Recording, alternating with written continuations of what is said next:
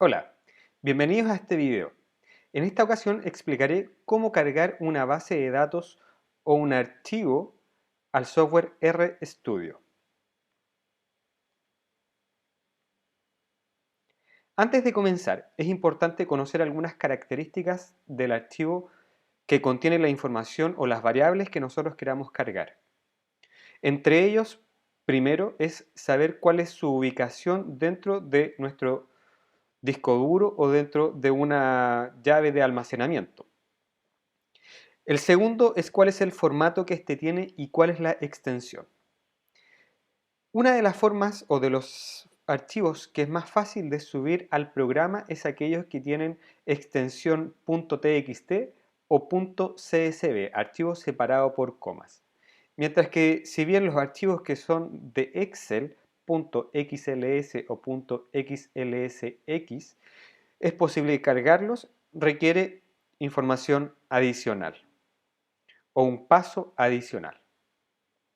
Entonces, una vez que nosotros conozcamos las características y los detalles de la base de datos que nosotros queramos cargar, vamos a poder utilizar dos formas de subir el archivo.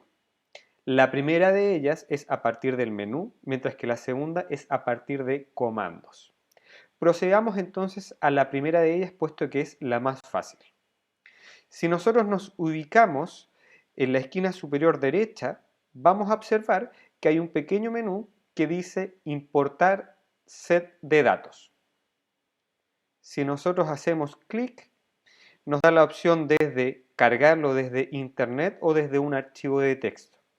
Probablemente ustedes no alcanzan a visualizar todos los menús, pero deberemos seleccionar el primero de ellos, es decir, el que dice desde un archivo de texto. Una vez que lo hayamos seleccionado, nos aparecerá una ventana emergente desde la cual nosotros deberemos navegar hasta la ruta o la carpeta donde estén almacenados los archivos. En mi caso, están almacenados directamente en el disco duro, en la raíz del disco duro, una carpeta R, ya que es la forma más fácil de hacerlo a partir de la segunda forma que será explicado más adelante. Entonces, una vez que nosotros seleccionemos el archivo que queramos cargar, le daremos a abrir. Como pueden observar, aparece una nueva ventana en la cual sale el nombre del archivo original, que será el nombre con el cual será cargado al sistema. Este nombre puede ser cambiado a voluntad de acuerdo a uno que vaya a ser significativo y que pueda ser recordado fácilmente. Luego aparece una línea que dice heading, la cual nos permitirá determinar si es que nuestra base de datos contiene nombres en las columnas o solo contienen información de las variables. Es por eso que previamente había mencionado que es importante conocer cuál es la organización o cuál es la información que está contenida. Si ustedes observan, acá en la parte superior está el archivo original y podemos ver entonces que tiene tres letras que son los encabezados de tres columnas de datos, y una vez que nosotros carguemos esta información, aquí aparece ahora con negrita debido a que está seleccionado que tiene encabezado. Si yo lo cambio y le pongo no, esa primera línea será reconocida como información, la primera observación dentro de mi variable, y cada una de estas columnas será sobreescrita con el nombre B1, B2 y B3. Si yo hubiese seleccionado o no e importo de los datos, me hubiese aparecido un error más adelante debido a que esto no hubiese sido reconocido como datos numéricos, sino como datos de caracteres.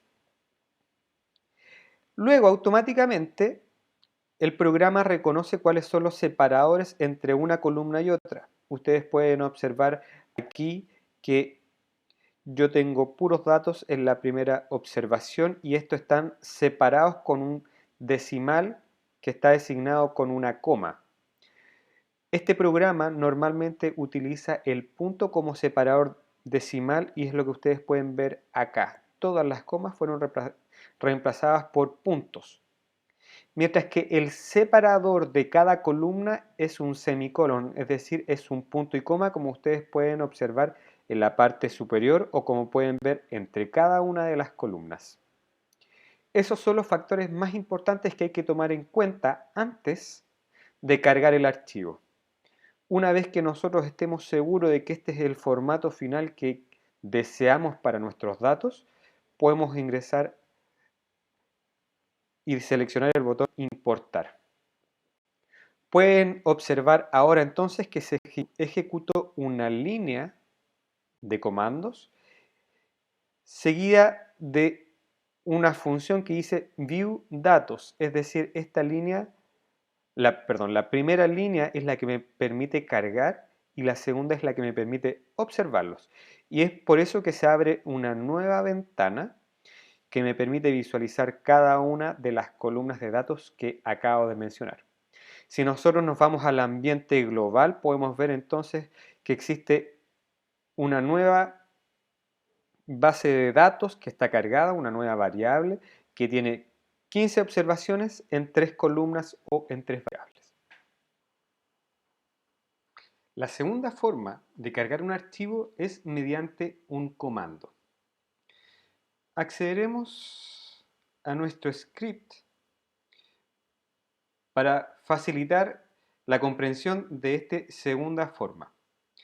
Primero debemos conocer cuál es nuestro directorio de trabajo y almacenar allí nuestra base de datos, nuestro archivo .csv, .txt o el que nosotros queramos cargar. Si no lo conocemos, podemos revisarlo mediante el comando getwd o si queremos cambiarlo, podemos utilizar el comando setwd. Si no entiendes lo que estoy haciendo, te recomiendo revisar el video en el cual hacemos la explicación acerca del directorio de trabajo.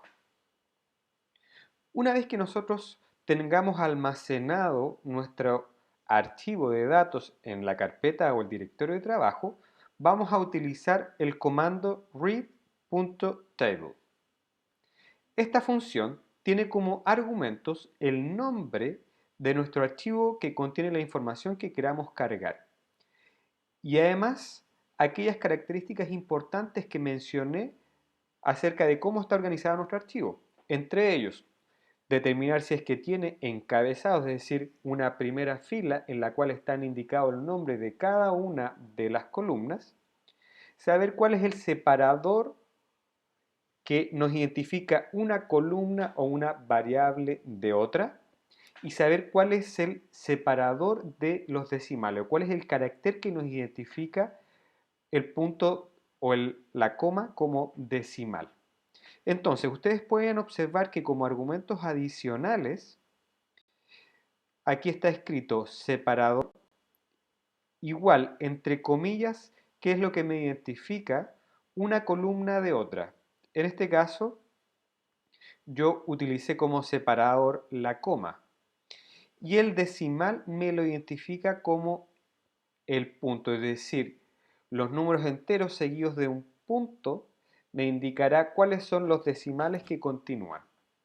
Entonces, yo esta información que va a ser leída a partir de la función o el comando read.table, lo almacenaré, eso es lo que indica esta flechita, en esta nueva variable que se llamará datos. Como yo ya la había cargado, sobreescribiré esta variable que yo ya había cargado. Entonces, si yo ejecuto esta línea, la línea 16, me va a ejecutar la función que me permite cargar. Entonces, si ustedes se fijan, aquí me aparece un error. Eso significa que la información que yo ingresé acá está equivocada. Si nosotros observamos lo que había hecho por defecto el programa, cuando lo hicimos a partir del menú, identificó que el separador es un punto y coma, un semicolon, y que el separador decimal es la coma. Por lo tanto, yo debería esperar que si cambio esta información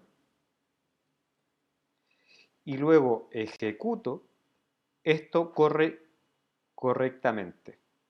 Entonces, me aparece datos, 15 observaciones, 3 variables, tal como lo había visto previamente. Y si yo quiero observar cómo está organizada esta información, escribo datos y presiono Enter. Allí me aparece todo. Si yo hubiese escrito header false o F, cuando cargue este nombre que tiene cada columna va a ser identificado como primera observación.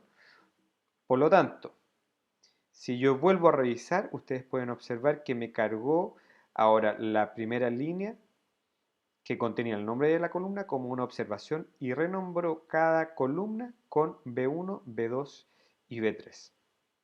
Como ustedes pueden observar, para poder utilizar el comando es necesario, es extremadamente importante conocer cuál es la organización o cuál es la estructura de la base de datos, porque de lo contrario nos podrán aparecer errores o la información estará almacenada de forma incorrecta. Si bien esta forma requiere mayor conocimiento, mayor dominio de la base de datos, esto es extremadamente importante, ya que nos será mucho más fácil hacer correr una línea que ir seleccionando desde los menús.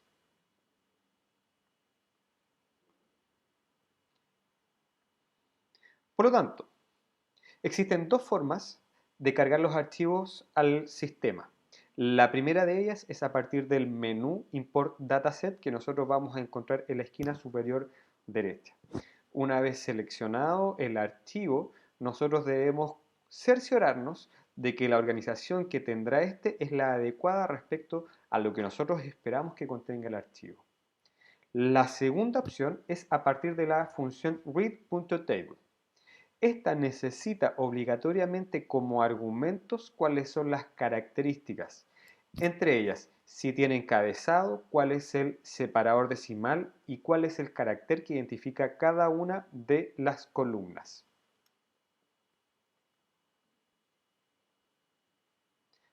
Muchas gracias.